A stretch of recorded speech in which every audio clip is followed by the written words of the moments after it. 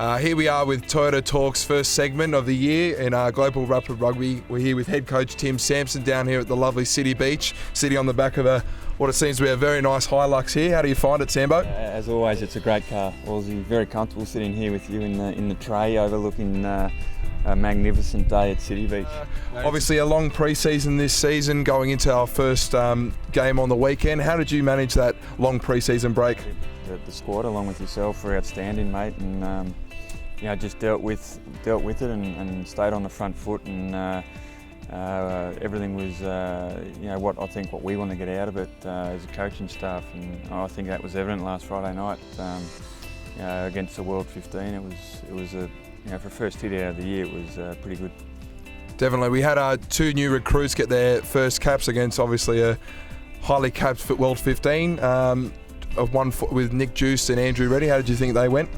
Yeah, they came off the bench and they played their role really well. Andrew up front, a lot of experience, although still relatively young, but he has a lot of rugby behind him in professional squads, and he performed really well. And then Juicy coming on at the end, he got a couple of nice touches, and looking forward to seeing Nick throughout the year. Yeah, you mentioned obviously off the bench and with the new rolling sub rules and the introduction of new rules. How did you manage those on the Friday night? Yeah, we had a bit of a plan in place leading into the game, but it was a bit of an unknown also as to how the trend of the game was going to go.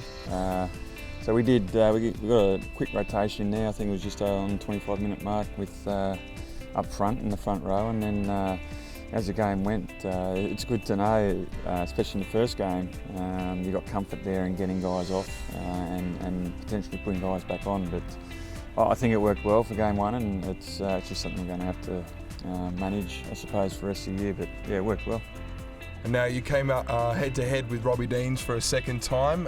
What did you learn and what did you pass on as a coach? Because obviously post-game you would have caught up and talked about the tactics and strategies going into the game. That obviously would have been very beneficial. Yeah, he's great to talk to, Robbie, and it's like last year after the game we caught up quickly in the change rooms and had a decent chat, and I just like the way Robbie operates, and you can see his intent when with his players, with how they like to play, and they were challenging for us. They like to move the ball a lot, and a couple of nice little trick plays and set piece plays, and he's great to talk to, and someone who I hope I can keep in touch with moving forward. We've been very fortunate here at the Western Force to have Jake White help us out over the last couple of weeks. How have you guys bounced off each other with ideas and things like that? Yeah, well, again, I had a really good sit down with Jake yesterday, and at the back end of last week as well, and I've known Jake for quite a while now. A good family friend, and it's where you learn most.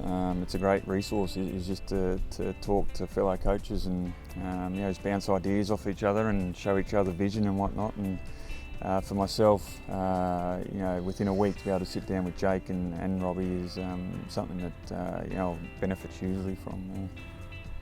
We've got the South China Tigers this week. Any major changes in the way we're going to take on with the new law changes, or what are your thoughts going into the game?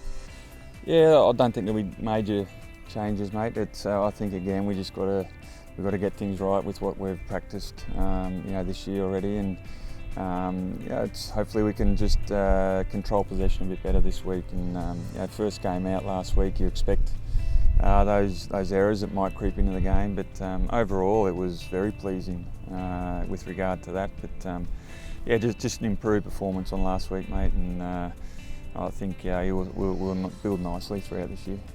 Definitely, and with this new setup, obviously we got Steve Meehan in. How are you finding him? Are you guys working well? I know you guys have worked together previously.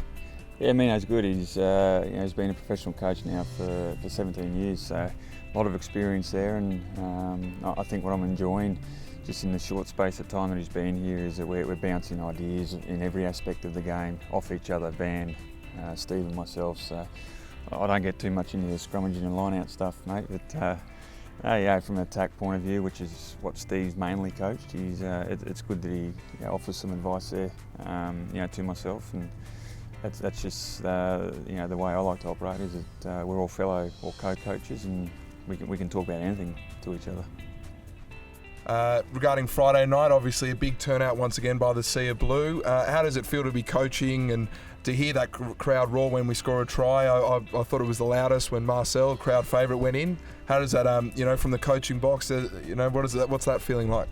Yeah, when you go up to the coach's box after the warm-up and you sit down and have a look at the crowd and to see the attendance figures, it's very humbling. I think Aussie, and we've got a great fan base here, and once again they've shown how loyal they are and how supportive they are of Western Australian rugby and the Western Force. And it's hopefully again this week against South China Tigers on Friday night we get another good crowd, mate, because it certainly helps. I think you guys out on field, just how vocal and noisy they are. It's great to hear. Definitely, and don't forget, fans, if you come down early out at the entrance, and obviously a whole bunch of festivities going on. And there we have it, segment 1 of Toyota Talks, all done and dusted. Hopefully see you guys next weekend, and see you Friday.